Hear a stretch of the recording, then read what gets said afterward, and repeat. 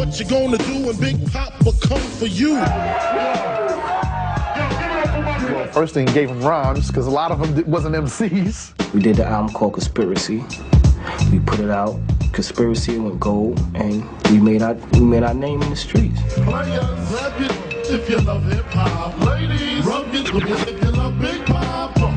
There were 3 or 4 good singles, and Big had produced them, so Big was probably prouder of that than he was of his own success. Kicked out, boom, boom, the one there.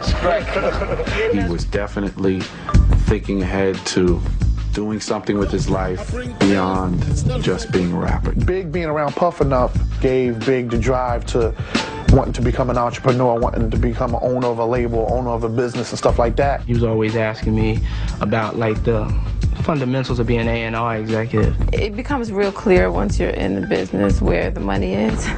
He wanted to set up his own empire. We was recording Players Anthem. That was our first session in Quad Studio. The whole Junior Mafia was there. And I was on the terrace outside, smoking some weed. You know, we had just stepped out on the balcony for some fresh air and saw Tupac walking down the block. They were really tight, really tight. When Pac would come into town, Big would get missing. He would end up in the city with Pac. And I goes in the room and tell Big, like, yo, Big, your homeboy Tupac downstairs. Big was like, yo, go get him. So we all gets on the elevator, go downstairs. Next you know, we smell gun smoke, we see blood and on the ground. So we looking like, oh, police right there, freeze, don't nobody move. And they was putting everybody on the wall, getting all your information, telling us that Tupac just got shot. I remember Big, wanting to go to the hospital, but then Pac checked himself out real fast. Pac was really upset, confused. So he just couldn't understand why Tupac would think that he had him set up. It just got weird after that. Things done changed. It seemed like, we got the blame for it, and it's like, yo, we ain't have nothing to do with that. If anything, we would have loved to get Pac on our album. That would have been good. But just that night, something went wrong. Who shot you? Then Big came out with the song, Who Shot You? When he heard Who Shot You, Tupac thought that Big was talking about him in that record. But actually, he wrote the song way before Tupac got shot. That's when, it hit the fan. Good night, this is Puffy. Any artists out there want to be an artist, come to Death Row. I think they were both becoming pawns in the media's eyes. I was definitely commenting on it on my show. And we all fell into it, not knowing that it was going to be so ugly. It was like an incredible fire that everyone just kept pouring gasoline on. Big just tried to ignore it. He knew Homeboy was bugging out, and Big just let it ride out. Big was like, but it had nothing to do with it, why speak about it? He felt bad that Pac really thought, or was acting like he thought he had something to do with it, but he was basically focusing on what he had to do. He felt responsible to represent the East Coast. He ain't got no problems representing the East.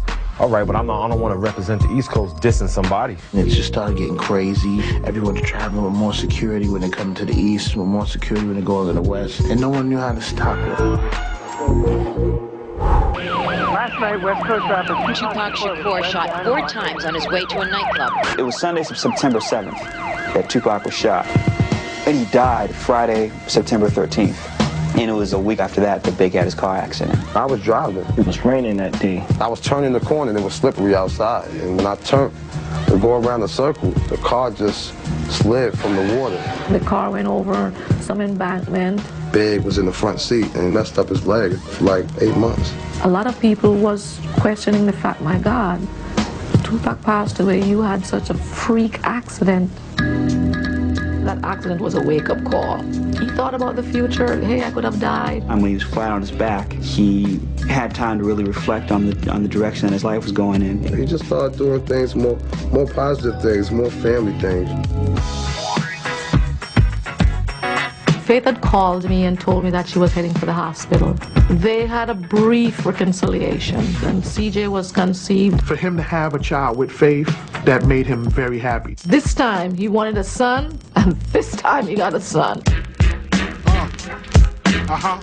he had a completely different perspective with life after death than he did on Ready to Die. In between those two albums was a whole lifetime, literally. Well, Life After Death was more like my life is good now. You know, I got 2 kids. You know, I got Junior Mafia out, got my crew out, my team eating. You know, I got a house on the hill now. I got some cars. As soon as he was done recording, he looked at me and goes, "Preem, it's over. I did it. I did it." He's like, "I'm the greatest." This goes out to you, and you, and you.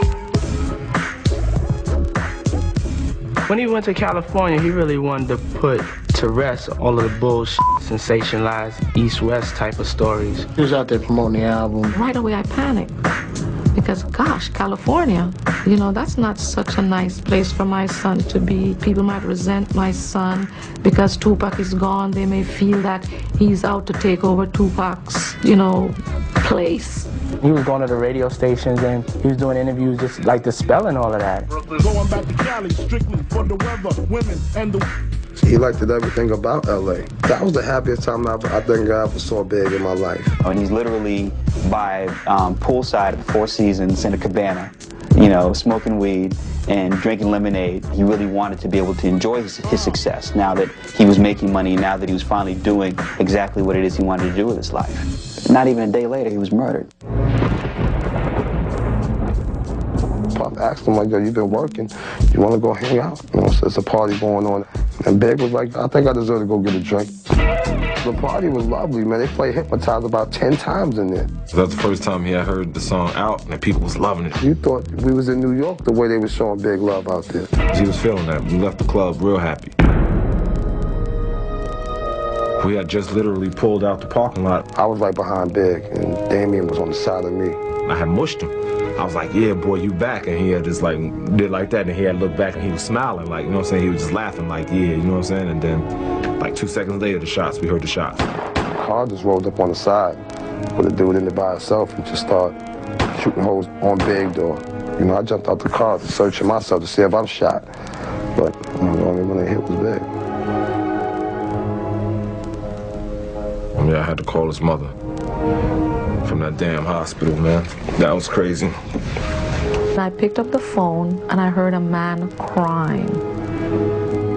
And I recognized Damien's voice. And right then and there, I knew something was wrong with my son. He was like, "They killed him." It's like, "He is gone, and I wish that I could tell you that it was a lie." He's like, "But it's not."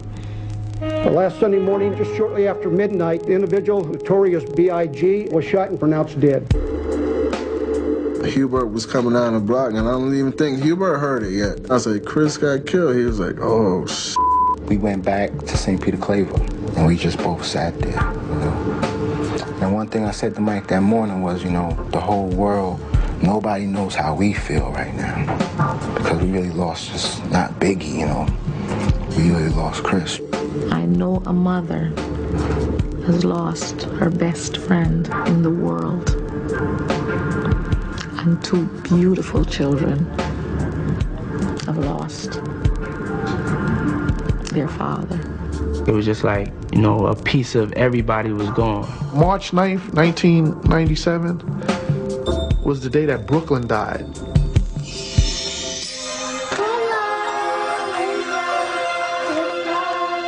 That day we drove his body through Brooklyn. That's when I realized, my God, my son was famous. There's a lot of talent, but there are very few people that really take it to another level where you can tell that their records are going to live for 20, 30, and 40 years. And Biggie was one of those artists. It's a short career, but it's as big an impact as any artist can ever hope to have. The rap world lost a genius when he died. A lyrical giant, the best that ever did it.